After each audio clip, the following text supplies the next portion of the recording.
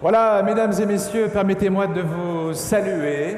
C'est avec un grand plaisir qu'aujourd'hui, ce 20 septembre 2003, nous allons ensemble vivre ce moment particulièrement émouvant. Vous le verrez tout au long de cette matinée.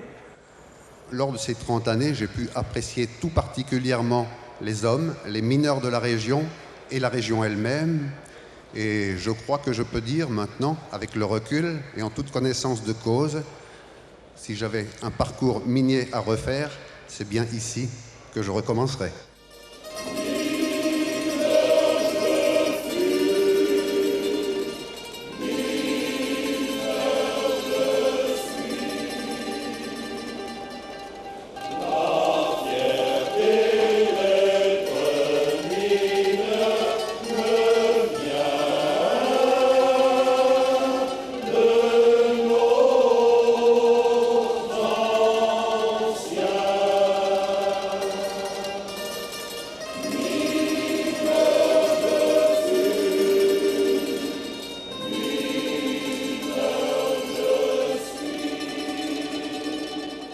La minute est assez émouvante, je dirais.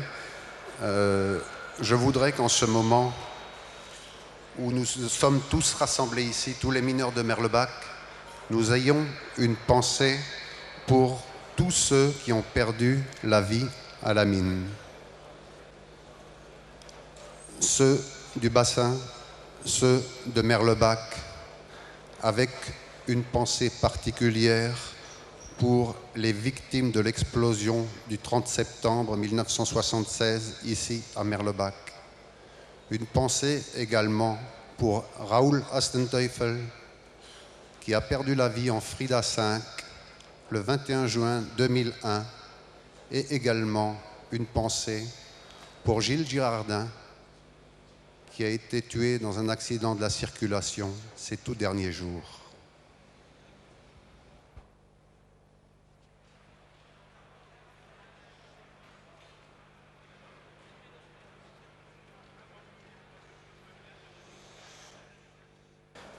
Il reste la satisfaction de se dire que la mine ferme, mais sans qu'on laisse derrière nous une catastrophe industrielle ou sociale. Les gens qui travaillent ou qui ont travaillé à la mine ont l'assurance d'avoir des ressources et des conditions matérielles favorables. Et ça, c'est dû au pacte charbonnier de 1994. Comment est-ce que vous vivez très sincèrement? Comment vous vivez la fermeture des HBL?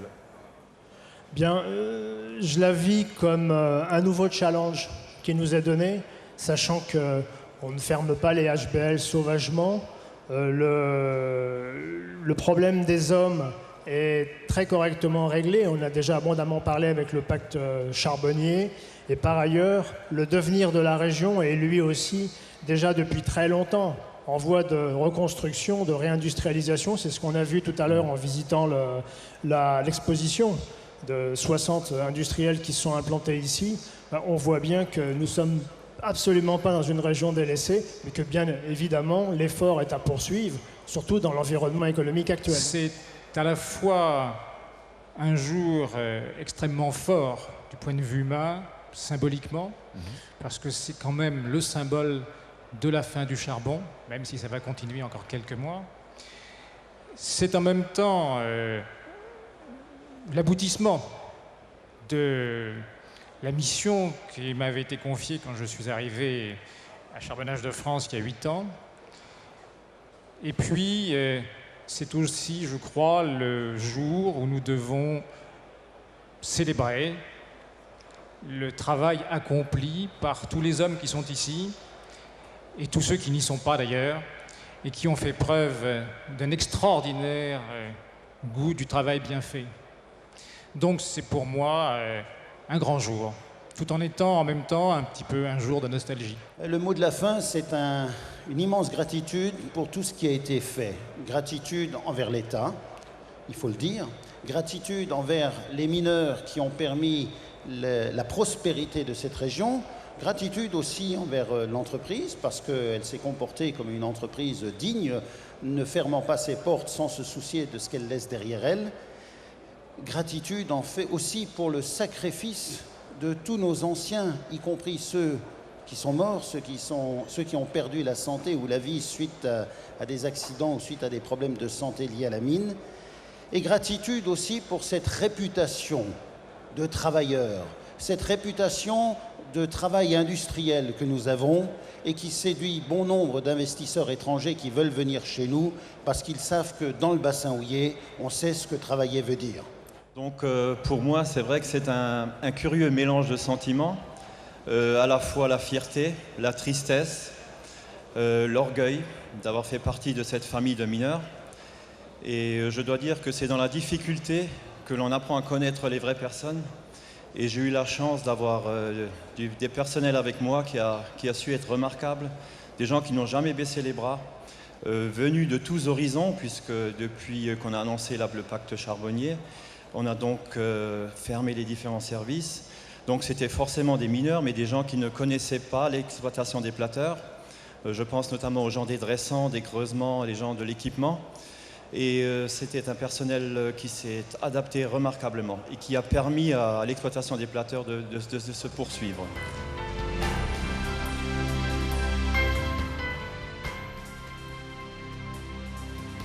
À raison de 16 mètres par seconde, de 15 tonnes de charbon du skip, de l'ascenseur remonte, vous allez le voir en direct, mesdames et messieurs, des entrailles de la terre au puits du puits, des mineurs l'attendent. Au sommet de la tour, la roue donne le rythme de la remontée. Bravo! Mesdames et messieurs, c'est les 15 dernières tonnes que nous voyons ici, en direct. Sylvain, quelle émotion!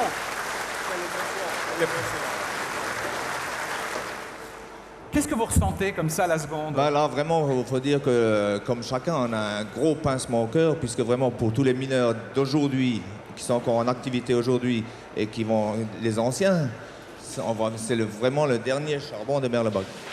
Mesdames et messieurs, nous allons donc accueillir, ici même en direct, évidemment sous vos applaudissements, les 4 dernières berlines. Mesdames et messieurs, bravo! Bravo aux 16 mineurs, bravo à tous les mineurs de Merlebach. Regardez ce moment exceptionnel. Regardez arriver ces 4 berlines et ces 15 tonnes de charbon.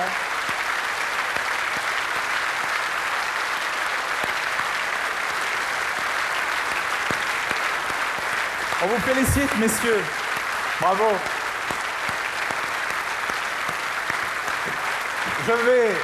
Merci.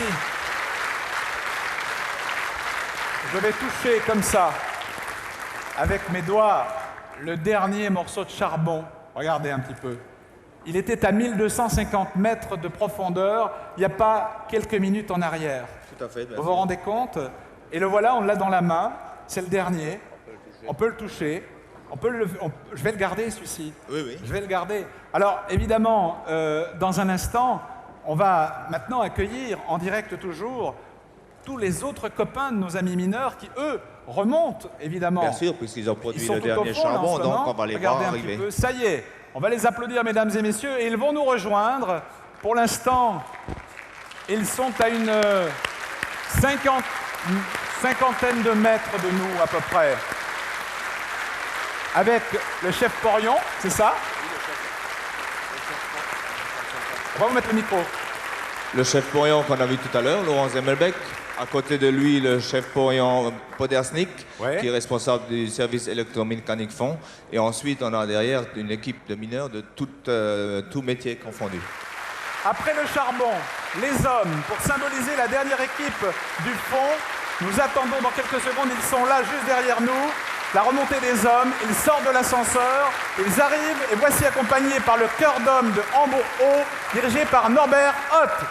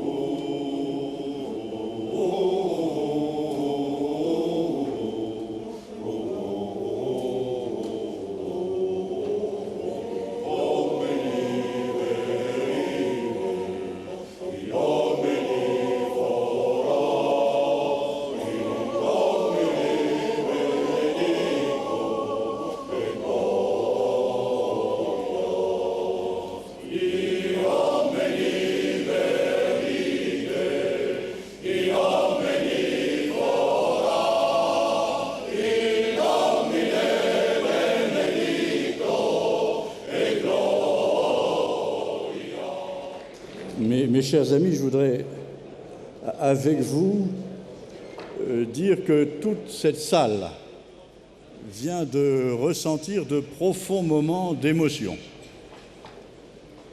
Cette matinée est une matinée de nostalgie et d'espérance.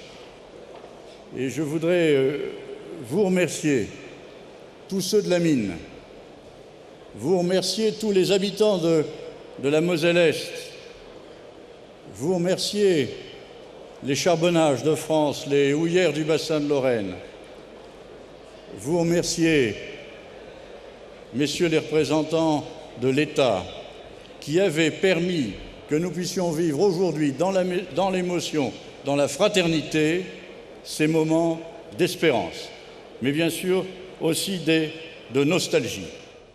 Alors tout simplement, un immense merci quand j'ai pu, par les hasards de la politique, il y en a parfois de bons, être le ministre de l'Industrie du gouvernement de Balladur et dire tout simplement au Premier ministre, il faut jouer la vérité, dire que l'on ne peut pas continuer d'exploiter le charbon au-delà du raisonnable, mais que nous avons un devoir de respect à l'égard de ceux qui y consacraient leur vie.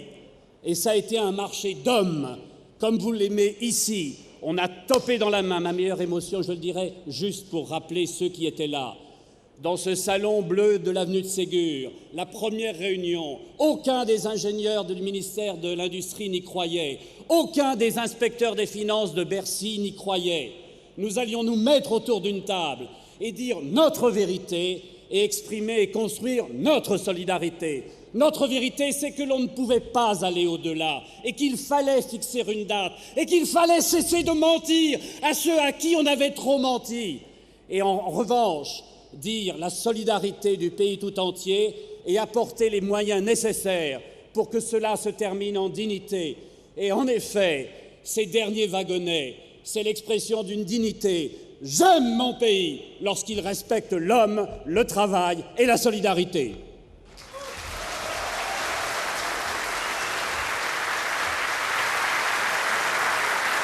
La première question, c'est qu'il faudra bien qu'un établissement technique conserve la mémoire et la capacité opérationnelle qu'ont actuellement les charbonnages pour assurer à toutes nos communes, à toutes vos communes, la sécurité et l'aménagement. Je peux vous dire que les réflexions du gouvernement vont dans le sens de créer cette institution qui apportera cette sécurité et ce savoir-faire technique.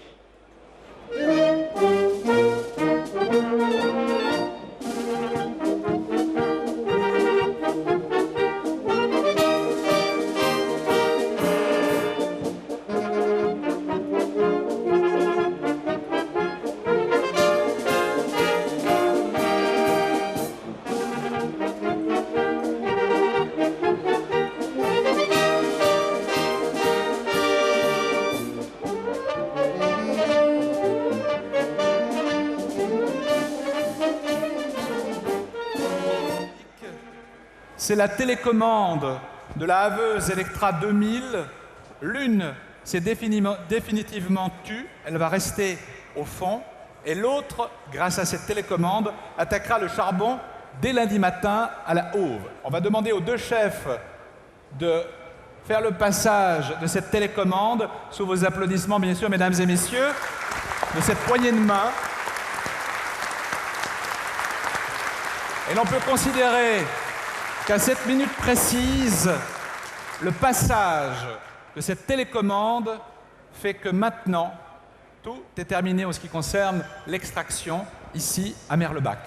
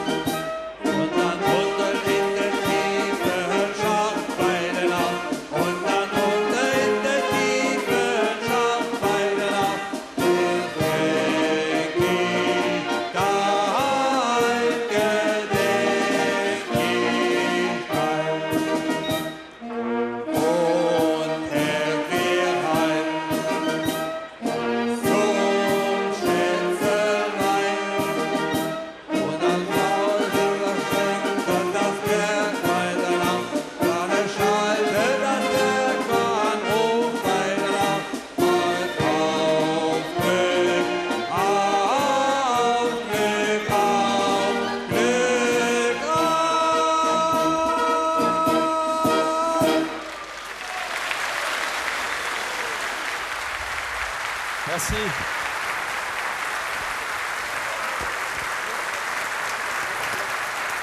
Mesdames et messieurs, il est précisément 13h15, 13h30.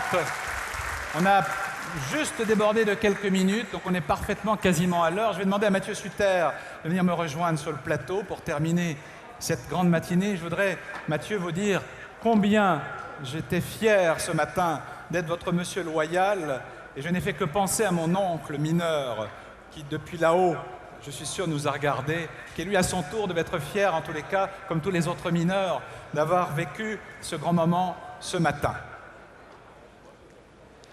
Je vous remercie également, et je voudrais, par la même occasion, remercier tous ceux et toutes celles qui ont participé à l'organisation de cet événement, qu'ils en soient tous, ceux qui se sont impliqués chez nous, les mineurs, qui ont tenu à ce que cette commémoration se fasse.